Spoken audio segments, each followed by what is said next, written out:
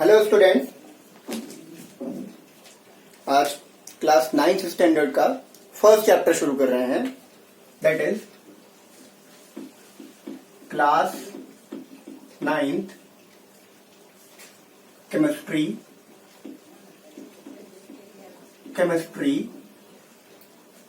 The chapter name is our matter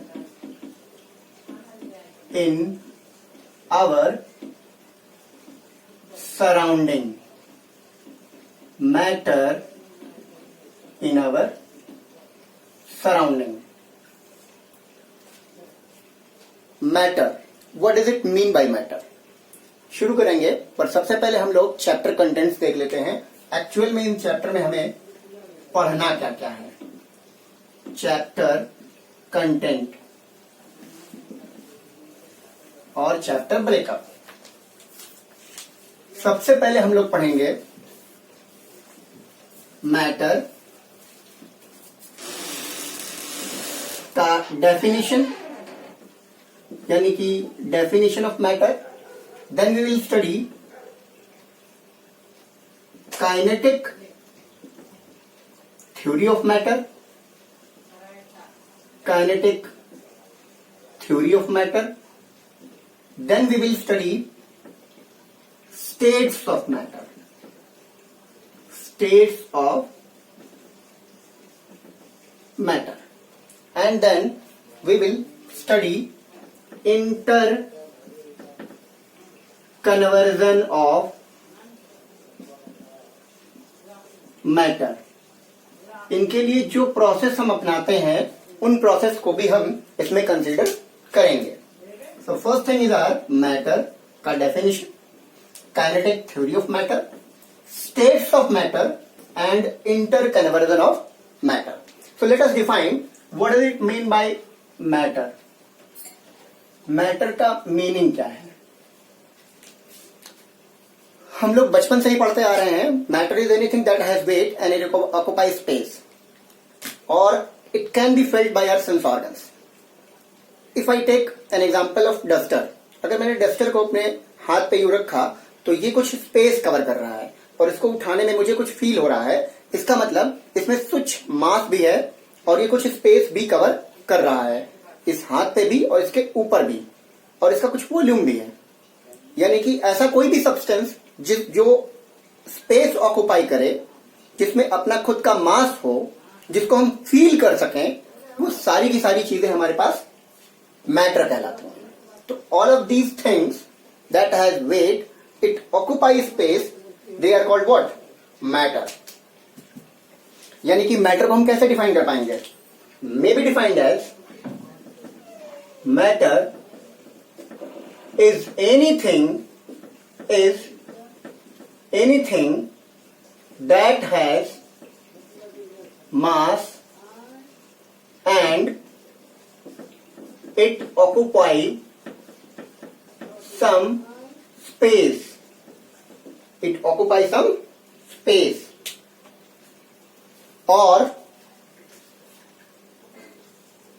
judged by any of our sense organ. They are called matter. So अगर हम इसके characteristic feature की बात करें, यानी किन किन चीजों के सहारे हम इसको डिफाइन कर सकते हैं कि एक्चुअल में मैटर क्या है, तो सबसे पहले हम लिखेंगे characteristics of matter. Characteristics of matter, क्या क्या कैरेक्टरिस्टिक फीचर्स हैं मैटर के बारे में? तो सबसे पहली बात तो हम लिखना चाहेंगे मास। फर्स्ट ऑफ ऑल मास, यानी वो कोई भी सब्सटेंस जिसके अंदर कुछ मास होता है। Mass is a physical quantity, mass होता है, उसको हम मैटर कह सकते हैं। या अगर वो कुछ स्पेस ऑक्युपाई करता है, यानी उसमें कुछ क्या है? वॉल्यूम है, उसमें कुछ अपना वॉल्यूम है, या उसमें कुछ अपना वेट है, वेट भी हम कह सकते हैं, या उसमें अपना कुछ परसेप्शन है, perception by our physical by our sense, perceptions by physical sense अगर है तो इनको हम मैटर कहेंगे, अदरवाइज इनमें से कोई भी मैटर नहीं होगा। Perception by a physical sense अगर है तभी हम इसको मैटर कहेंगे। यानी हमारे पास क्या क्या चीजें होनी चाहिए, या तो मास हो, वॉल्यूम ऑक्यूपाई कर रहा हो, उसका कुछ वेट हो, और perception by a physical sense हो। तो हम इन चीजों को क्या कहेंगे, मैटर। इन्हीं चीजों को कोरिलेट करके हम मैटर कहते हैं।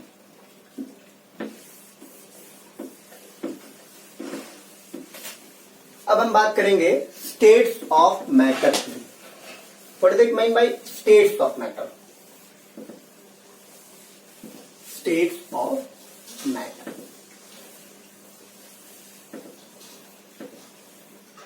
all the universe, in all the universe, a substance which is called matter. तो मैटर के कितने जनरली स्टेट्स होते हैं? मैटर सबसे पहला स्टेट, देन दूसरा स्टेट एंड देन तीसरा स्टेट। पहला स्टेट ऑफ मैटर हमारा कहलाता है nothing but solid. Second thing is our what? Liquid. And the last thing is our what? Gas. देखिए, solid, liquid and gas. There are only states of matter. अगर हम solid की बात करें तो solid is defined as what? The mass of matter which has a definite, the states of matter which has a definite shape and definite volume. Definite shape and definite volume. Liquid, it has a definite volume but doesn't have a definite shape. And gases, it is the states of matter that neither has definite shape nor has definite volume. इनके पास अगर हम solid की बात करें, अगर हम liquid की बात करें और अगर हम गैस की बात करें तो क्या क्या चीजें देखने को मिलती हैं? Fixed shape and volume. Fixed shape and volume. Fixed volume but not fixed shape.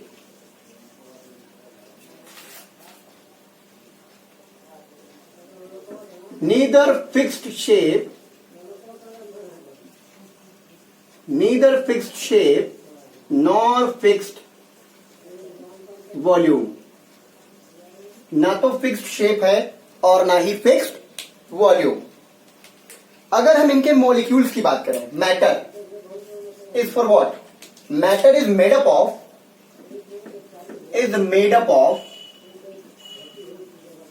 Small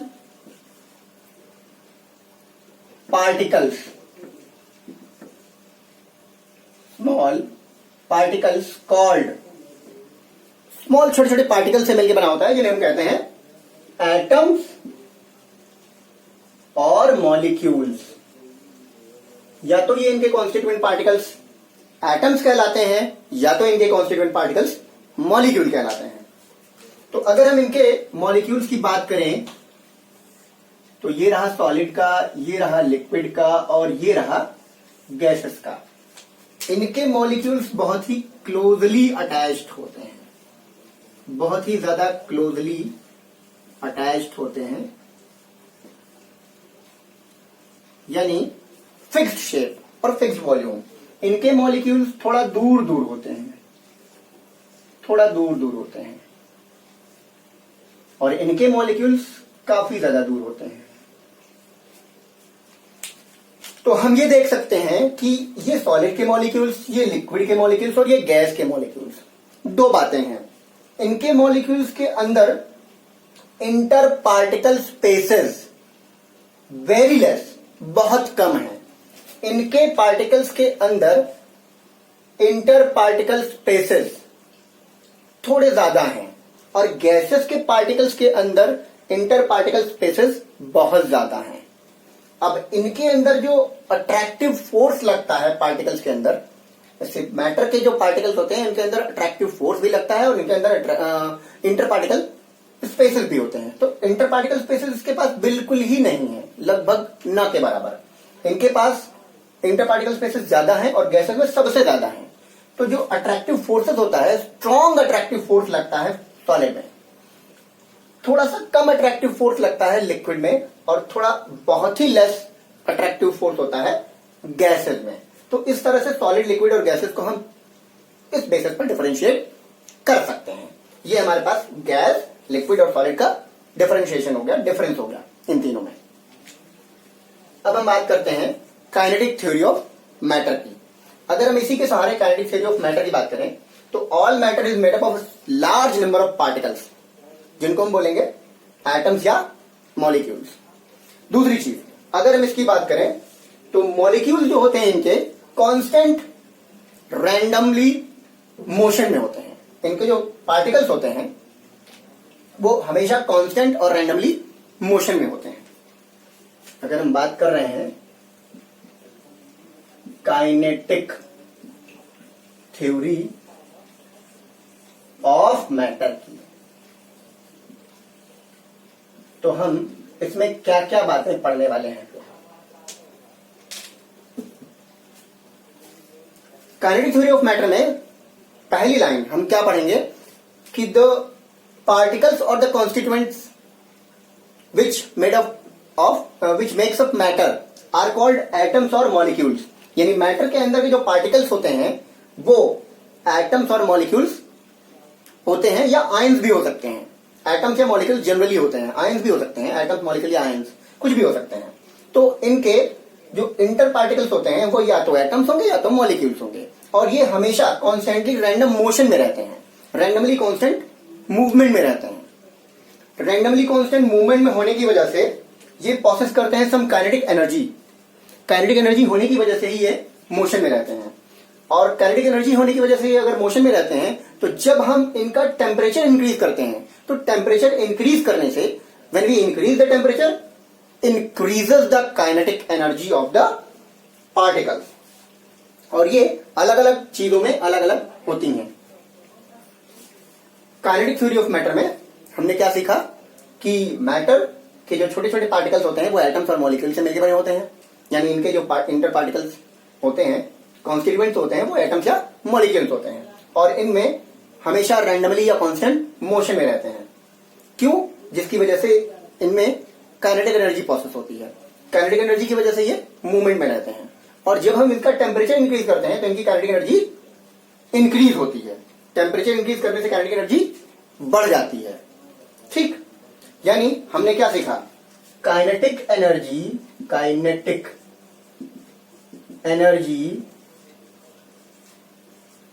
is directly proportional to temperature. Kinetic energy is directly proportional to temperature, यानी कि टेम्परेचर इंक्रीज करने से काइनेटिक एनर्जी इंक्रीज करती है। चलिए एक छोटा सा काम देते हैं।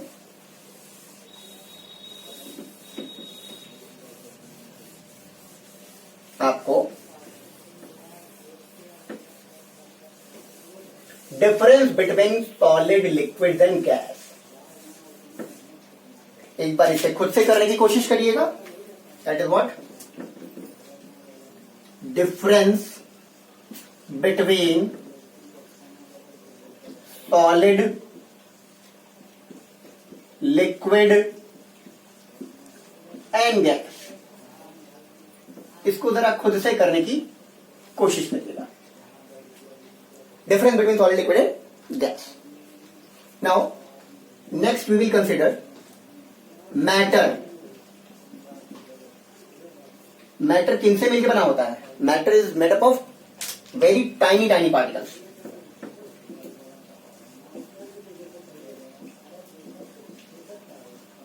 मैटर जो होता है वो टाइनी पार्टिकल से मिलकर बना होता है।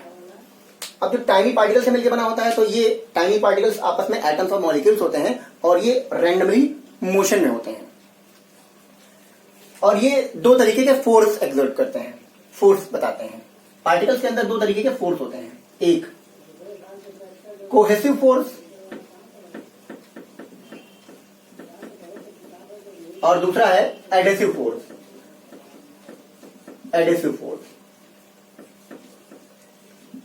एक कोहेसिव फोर्स और दूसरा एडेसिव फोर्स। कोहेसिव फोर्स और एडेसिव फोर्स क्या है? द अट्रैक्टिव फोर्स या force of attraction, force of attraction between the same particles,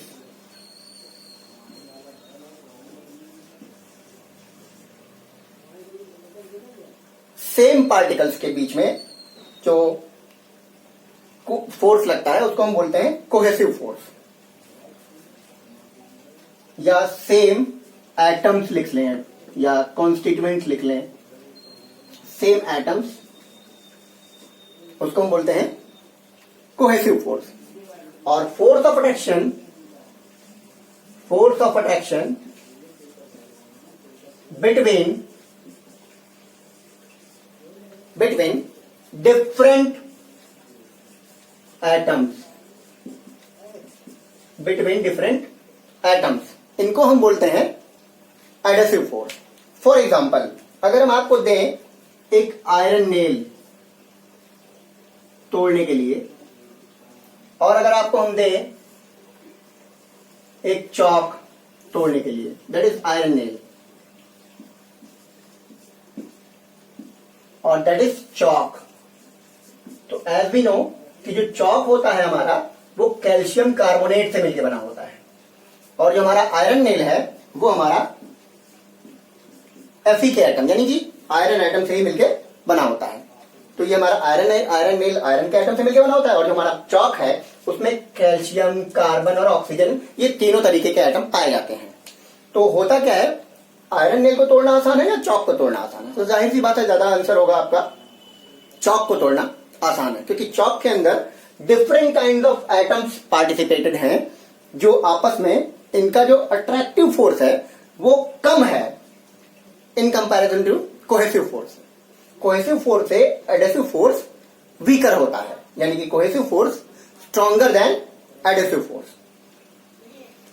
तो आयरन नेल को तोड़ना इसलिए मुश्किल है क्योंकि इसमें ढेर सारे पार्टिकल्स ऑफ आयरन मिक्स होते हैं। Iron iron iron iron iron के ही ढेर सारे atoms combine together to form what? Iron nail.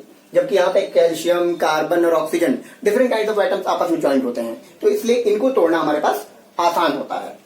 That is why. तो इस तरह से हम इसको डिफाइन कर सकते हैं टाइनी पार्टिकल को, जो कि कोहेसिव फोर्स और एडेसिव फोर्स पे से बने होते हैं। जैसे कि force of attraction between same atoms and the force of attraction between different atoms. तो इसको एक बार से देख लें।